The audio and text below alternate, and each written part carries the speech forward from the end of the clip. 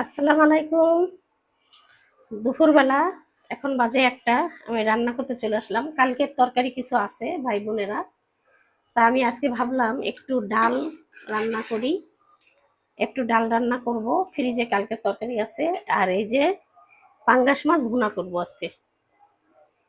তা ভাই বোনেরা, আপনারা সবাই কেমন আছেন? নিশ্চয়ই ভালো আছেন। আমিও ভালো আছি, আলহামদুলিল্লাহ। শিরিন পরিবার থেকে আপনাদের সবাইকে জানাই স্বাগতম।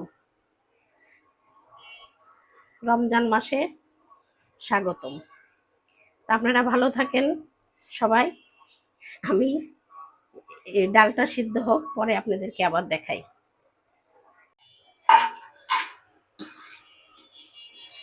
ভাই বোনেরা, আমার ডালটা গলে গেছে। আমি এখন ডাল বাকার দেবো। আমি এখন নামাই ফেলি।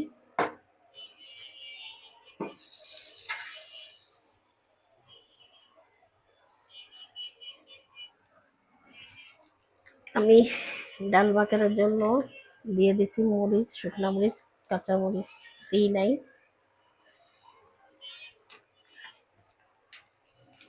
কাঁচা মরিচ তো ফ্রিজে আছে। শুকনা মরিচের ফোড়নটা দিলে ভালো হয়, ভালো একটা ফ্লেভার আসে। এই জন্য আমি শুকনা মরিচের আজকে বাকার দিচ্ছি। শুকনা মরিচ দিয়ে, টমেটো নাই তো, টমেটো দিতে পারিনি ডালে।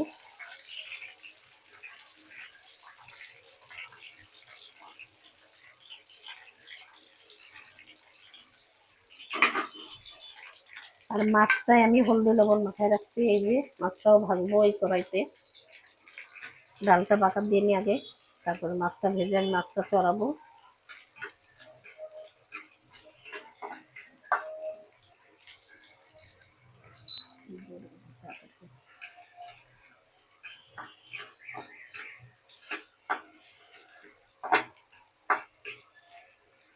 আমার কাছে রোজার মাসে আচার দিয়ে ডাল ভাত খেতেই বেশি পছন্দ লাগে। আর এর সাথে আলু ভর্তা হলে আরো ভালো লাগে। ঘরে জলপাইয়ের আচার আছে।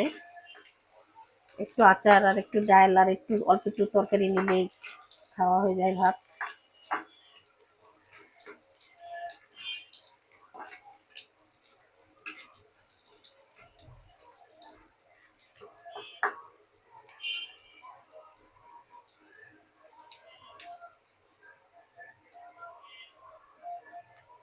তা ভাই বোনেরা, এই রমজান মাসে সবার জন্য সবাই দোয়া করবেন। সবাই যেন সুস্থ থাকতে পারি, ভালো থাকতে পারি, ইবাদত করতে পারি, আল্লাহর কাছে বেশি বেশি মাপ চাইতে পারি, ক্ষমা চাইতে পারি। সবাই এই দোয়া করবেন সব সময়। পবিত্র রমজান মাস একটা চলে যাচ্ছে আমাদের মধ্যে থেকে। আগামী বছর পাবো কি পাবো না এটা কেউ বলতে পারে না। 20টা রোজা পার হয়ে গেল আমাদের জীবন থেকে।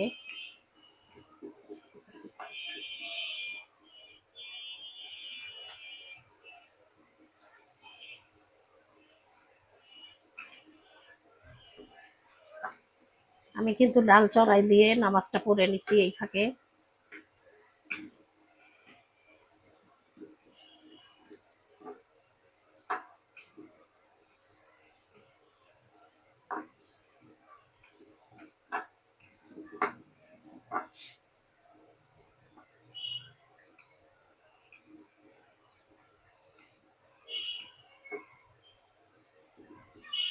আমার পেঁয়াজটা এখন দেখেন লালচে কালার হয়ে আসছে।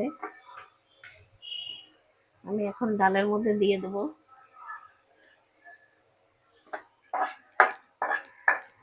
ডালের মধ্যে দিয়ে দিলাম।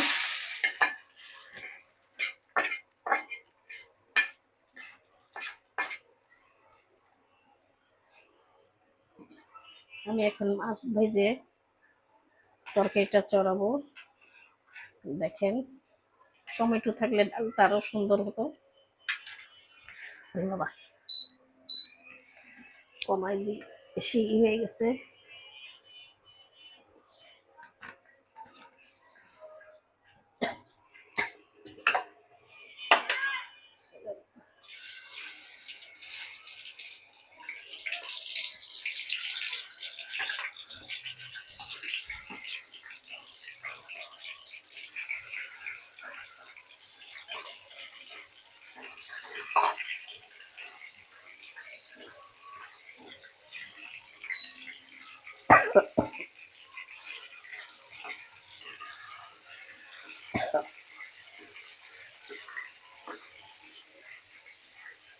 একটু পরে আবার দেখাই পাঙ্গাস মাছটা ফুটে।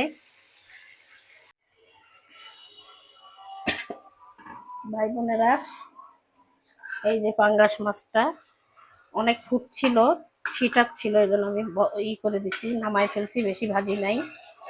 আর এখানে আমি সমস্ত মশলা নিয়ে নিয়েছি, আদা রসুন জিরা, না আদা রসুন দিইনি, ভুল বলছি, হলদি মরিচের গুঁড়া আর হচ্ছে আপনার জিরার গুঁড়া, এটা দিছি, লবণ এটা দিয়ে দিছি।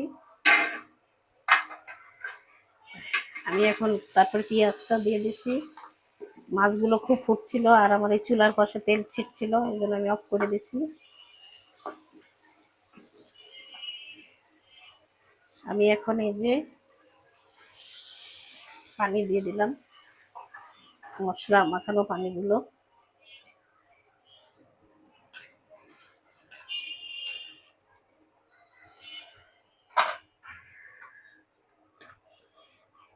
এবার আমি একটু আদা রসুন বাটা দিয়ে দিই।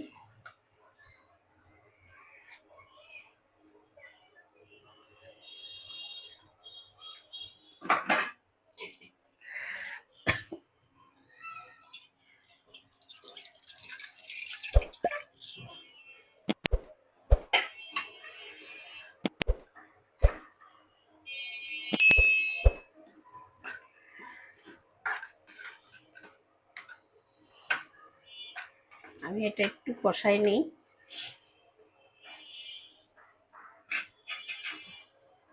মশলাটা কষানো হয়ে গেলে তারপরে আমি মাছগুলো দিয়ে দেব। আমি ডালটা ঢেকে রাখি।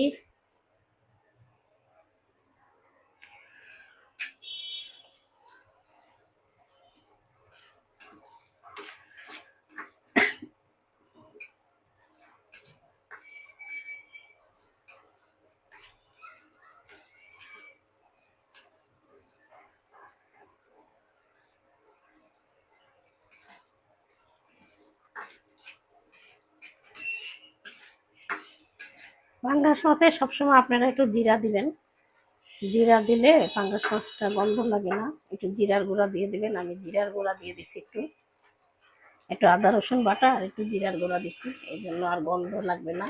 পাঙ্গাস মাছ কিন্তু কিরকম একটা গন্ধ লাগে, আমার কাছে খেতে গেলে লাগে, আর কারোর কাছে লাগে কিনা আমি জানি না, কিন্তু আমার কাছে লাগে।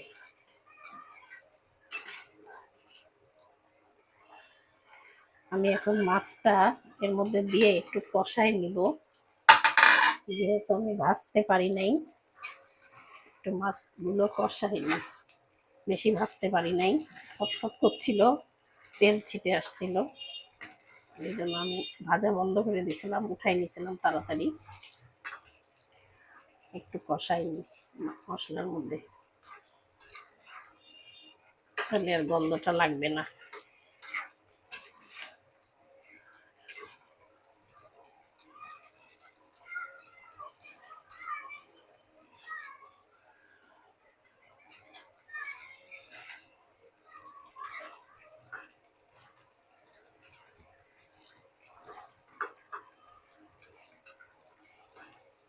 আমি এখন আর একটু পানি দিয়ে দেবো, দিয়ে আমি ঢাকনা দিয়ে ঢাকে দেবো, এরপরে হয়ে যাবে আমার মাছ। আমি এখন পানি দিয়ে দিলাম, দিয়ে এখন ঢেকে দেবো, একটু পরে হয়ে যাবে আমার পাঙ্গাসের ভুনা। ঢেকে দিলাম।